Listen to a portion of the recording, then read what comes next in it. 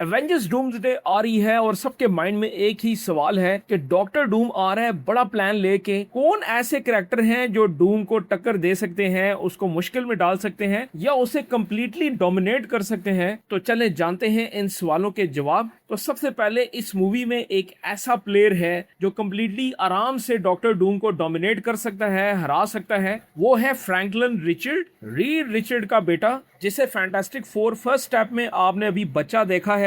और इस मूवी के पोस्ट क्रेडिट सीन में डॉक्टर डूम को दिखाया गया है जैसे वो अभी इसे उठा के लेके जाने वाला है, क्योंकि डॉक्टर डूम इसकी पावर्स को इस्तेमाल कर सकता है अपने मकसद को हासिल करने के लिए। तो अब आप यहाँ पे ये सोचेंगे कि फ्रैंकलिन रिचर्ड तो अभी बच्चा है, छोटा सा बेबी है, वो क्या कर लेगा? तो अगर आप सीक्रेट वॉर 2015 की कॉमिक्स पढ़ें तो डॉक्टर डूम ने फ्रैंकलिन को किडनैप नहीं किया था, लेकिन डूम ने बियॉन्डर्स की पावर्स को हासिल करके गॉड इंपीरियल डूम बनकर पूरी रियलिटी को कंट्रोल कर लिया था। और एंड में रीड रिचर्ड डूम को फिजिकली फाइट में तो नहीं हराता, रीड डूम को मॉरली और इंटेलेक्चुअली डिफीट करता है। डूम मान लेता है कि रीड उससे बेहतर क्रिएटर और रूलर है। रीड रिचर्ड और फैमिली मिलकर मल्टी यूनिवर्स को रीबिल्ड करते हैं। यानी कॉमिक्स में फ्रैंकलिन फाइनल पंच तो नहीं मारता, लेकिन मल्टी यूनिवर्स को दोबारा बनाने में उसका रोल काफी बड़ा होता है। तो यहाँ पे एमसीयू में क्या डिफरेंट हो सकता है? एमसीयू ने ऑलरेडी फ्रैंकलिन को अनयूजुअल लेवल का पावरफुल दिखा दिया है।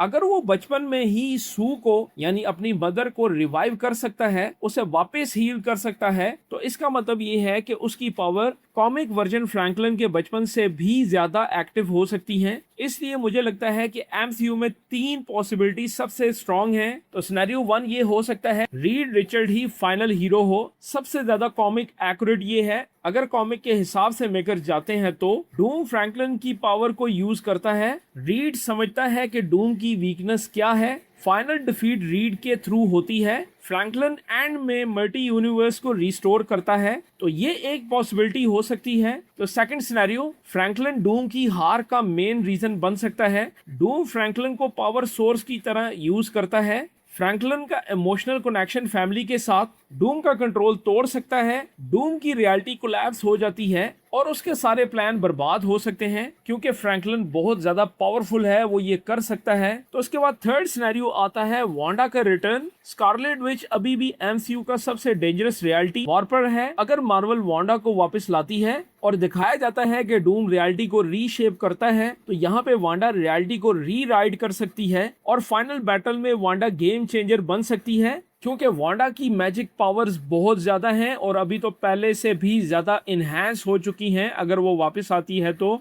चौथे नंबर पे लोकी के चांसेस भी हैं। लोग अंडर एस्टिमेट करते हैं लोकी को, लेकिन एमसीयू लोकी अब मल्टीवर्स के सेंटर पर बैठा हुआ है। उसका रोल बहुत बड़ा हो सकता है या वो डूम को हराने में कोई किरदार अदा कर सकता है। और पांचवें नंबर पे डॉक्टर स्ट्रेंज है, जो कि एक ऐसा मैजिशियन है जो डूम को बहुत टफ टाइम दे सकता है, उसकी प्लानिंग्स को बर्बाद कर सकता है। और इसके बाद जो करैक्टर आता है वो मेरा पसंदीदा करैक्टर है जीन ग्रे फिनिक्स। एक्समैन का ये करैक्टर ऐसा करैक्टर है जो पावर में सबसे ज्यादा है। सिर्फ तब अगर एमसीयू उसे मेजर रोल दे इस मूवी में, तो जीन ग्रे ऐसा सेंट्रल करैक्टर है जो डॉक्टर डूम को खत्म कर सकती है। और ये इतनी ज्यादा पावरफुल हो जाती है कि बियॉन्डर ने भी ये माना है कि फीनिक्स फोर्स मुझसे भी ज्यादा पावरफुल है। और इसके ऊपर मैंने वीडियो भी की थी जिसमें फीनिक्स फोर्स के व्हाइट और ब्लैक वर्जन के बारे में मैंने बात की थी। वो आप वीडियो देख सकते हैं, मेरे चैनल पे मौजूद है। तो अब उस सवाल की तरफ जाते हैं कि फ्रैंकलिन रिचर्ड तो अभी बहुत छोटा है, बेबी है, वो ये सब कैसे कर सकता है? ये इंटरेस्टिंग सवाल है। तो एमसीयू में मल्टी यूनिवर्स और अल्टरनेट टाइमलाइन चल रही है, इसलिए मार्वल के पास कई ऑप्शंस हैं, जिसमें एक टाइम स्किप का ऑप्शन है,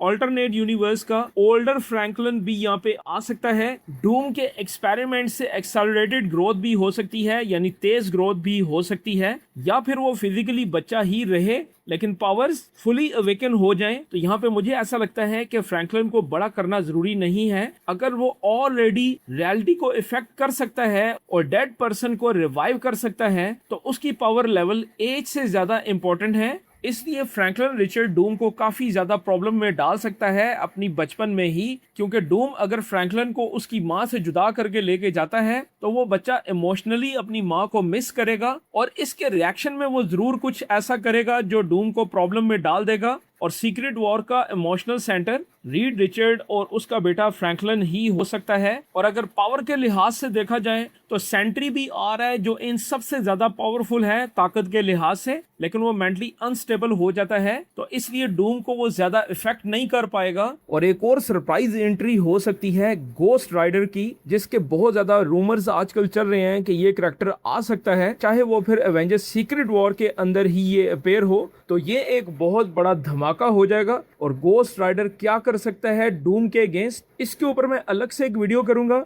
तो इस सब के बारे में आपकी क्या राय है? आपको क्या लगता है कि कौन सा ऐसा प्लेयर है जो डूम को प्रॉब्लम में डाल सकता है? नीचे कमेंट्स में जरूर बताएं। वीडियो अच्छी लगे तो लाइक करें, चैनल को सब्सक्राइब करें, बेल आइकन के बटन को दबाएं ताकि आने वाली वीडियोस का नोटिफिकेशन आपको मिलता रहे। मिलते हैं नेक्स्ट वीडियो में, तब तक के लिए इजाजत।